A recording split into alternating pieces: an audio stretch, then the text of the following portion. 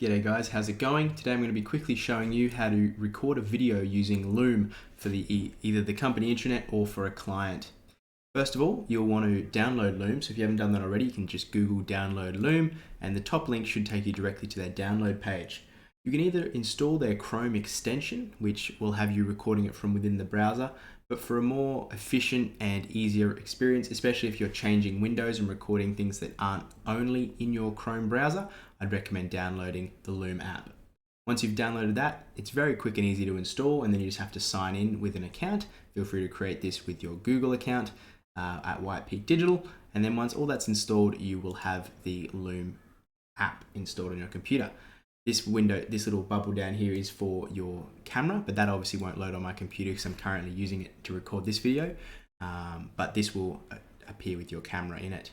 You can change what you're using for your camera here, and you can also change what you're using for your microphone here, and then you can change which screen you are recording by clicking on here. Once that's done, you can reposition your camera to have it where you like. It's completely up to you. I like to put it in the top left-hand corner usually. And then once you're ready to go, you can simply click the start recording button. There are also a few other preferences. So if you want to make some changes here, you can highlight mouse clicks, hide the recording countdown. So if you have this enabled, when you click the start recording button, your whole screen will be replaced with a 3-second countdown to get you ready. You can flip your camera, show the control menu if you'd like to have that for a bit of an easier time when recording. And there's a few other settings here which aren't as important. You can close out of this one now. And then this is the control menu on the left here that we just hid. This makes it really easy to restart or stop recording or delete your recording entirely.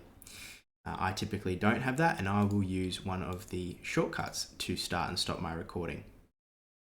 You can also go over here and enable download updates in the background, and you can also disable having it launch on startup, which is enabled by default, but I have that turned off. Anyway, once you've got everything set up how you want it, you can hit start recording, and it will take a moment, and when this starts flashing, you'll hear a little sound, and then you know it's recording. If you've got the control panel enabled, you'll have this section here on the left-hand side, which will change to just a stop recording button, and then you can get started recording. Obviously, you can position this wherever you want, and this should have your camera in it, and it normally will, but you also make changes to how big and small this is, and you can even replace it with your profile picture, and hopefully it's one that's not as blurry as mine if you choose to do that. But if you're not going to have your camera enabled, just hit the X button. Probably a good idea to do that before you start recording though. Once you've finished recording your video, you can simply click the stop recording button, and it will actually immediately open up the video you just recorded in Loom's website, already uploaded and ready to go. You can type in a title to make it a bit easier for you to find that video later on. And then once you're done with that, you can also trim that video down by clicking the trim video button. This all is dependent on how fast your internet speed is, obviously, so you might have to wait for a few things to upload before you can do all this. But this allows you to trim off the start and maybe even the end of your video and really just make it exactly how you want it. You can also hit the play button and such. If you've got the control panel enabled, you'll have this, line up your snips correctly. And once you're done with that, you can click Save Changes.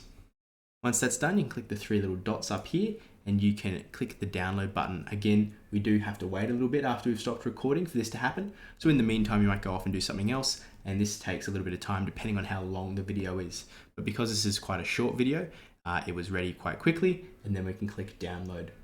Once that's downloaded, you can do what you need to do with it. Typically, you'll probably be uploading that to YouTube, but there is another video on our intranet showing you how to do that. So feel free to go ahead and watch that one if you want to know what to do next with your Loom video. Anyway, guys, thanks a lot for watching. I wish you the best of luck. Bye-bye.